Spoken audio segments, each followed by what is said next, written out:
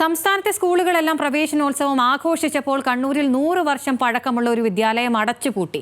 Athirakam U P സ്കൂളാണ് വിദ്യാർത്ഥികൾക്കെല്ലാം TC നൽകിയത്. Management അംഗങ്ങൾ തമ്മിലുള്ള തർക്കമാണ് കാരണം. കണ്ണൂർ കക്കാട് മേഖലയിലെ പ്രധാന സ്കൂളുകളിലൊന്നാണ് അതിരകം UP സ്കൂൾ. കഴിഞ്ഞ 100 വർഷത്തിനുള്ളിൽ നിരവധി വിദ്യാർത്ഥികൾക്ക് അറിവ് പകർന്നയിടം. അധ്യയന വർഷാരംഭ ദിനമായ ഇന്ന് പതിവ് പോലെ അധ്യാപകരെത്തിയെങ്കിലും ക്ലാസ്സിൽ കുട്ടികളുണ്ടായിരുന്നില്ല. സ്കൂൾ മാനേജ്മെന്റ് ഫിറ്റ്നസ് സർട്ടിഫിക്കറ്റ് പോലും പുതുക്കാത്തതോടെ 30 വിദ്യാർത്ഥികളെ TC നൽകി അയക്കുകയായിരുന്നു.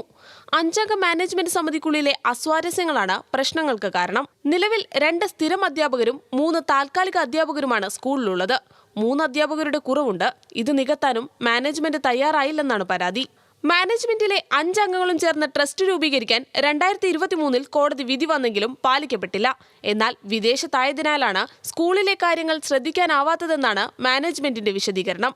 തർക്കങ്ങൾ സ്കൂളിന്റെ അടച്ചുപൂട്ടലിലെത്തുന്നതോടെ പ്രതിസന്ധിയിലാകുന്നത് വിദ്യാർത്ഥികളാണ്. TCയും വാങ്ങി പടിയിറങ്ങിയ വിദ്യാർത്ഥികൾക്ക് ഇനി അകലെയുള്ള സ്കൂളുകളെ ആശ്രയിക്കേണ്ടി വരും. ന്യൂസ് മലയാളം, കണ്ണൂർ.